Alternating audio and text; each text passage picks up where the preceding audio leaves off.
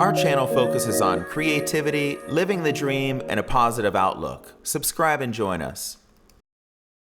It's day 2 of our Lumix S1 experiments, and we're at Silver City Ballroom in Meriden, Connecticut. It's a really unique space for weddings and events, and we're creating some new photographs for their social feeds and website. So we got a really cool space today, and I think I'm going to be utilizing these Pro Photo lights to light this entire space. And I think I'm going to try to get some up in the balcony, run a couple tests here on the dance floor. Their lighting experience is really over the top, and I want to think about how I can use that lighting to our advantage. So I find with the Pro Photo V1s, if I run them half power, they'll last me all day long and all night long. So that still gives me, at half power, enough light on the dance floor to do some spectacular things, and I kind of just use my ISO to adjust for brightness. Our first models arrive, so we'll start with natural ambient light, but then we'll move into strobe. So what we did here is we employed a Pro Photo V1.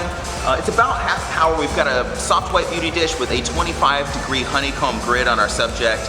And then up in the balcony, we're just kind of lighting the whole room. I set one light facing completely straight out over here. It's just kind of filling the room with light by bouncing off this wall and coming back this way. And that gives us a lot of elegance here in this room where we can counteract all of the DJ lighting and just make it work to our benefit.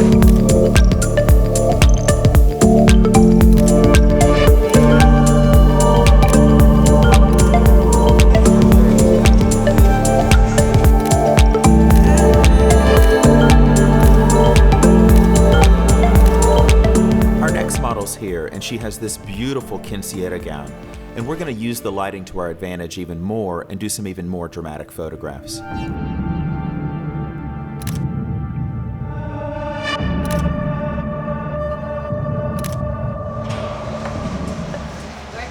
Jeremy. Oh, no problem. And now look up. Very vintage Hollywood right there.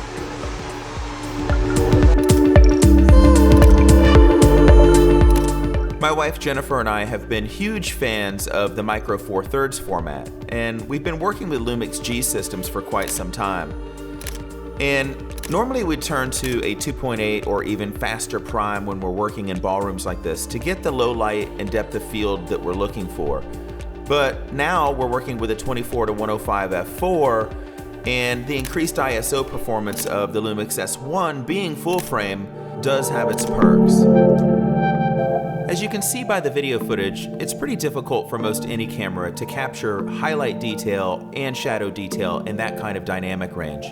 That's what makes photography so interesting and working with strobe so incredible. Checking it out here, let's see.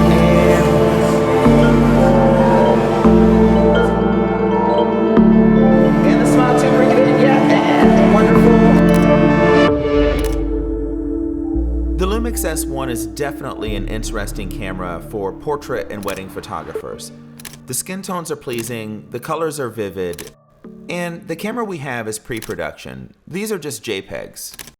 We look forward to exploring more and doing a final review once we can process the raw files and have the final version of the camera in our hands. Our channel focuses on creativity, living the dream, and a positive outlook. Subscribe and join us. Go behind the scenes via our vlog, but also learn from us via tech talks, tutorials, and reviews from the perspective of 2 full-time artists at work.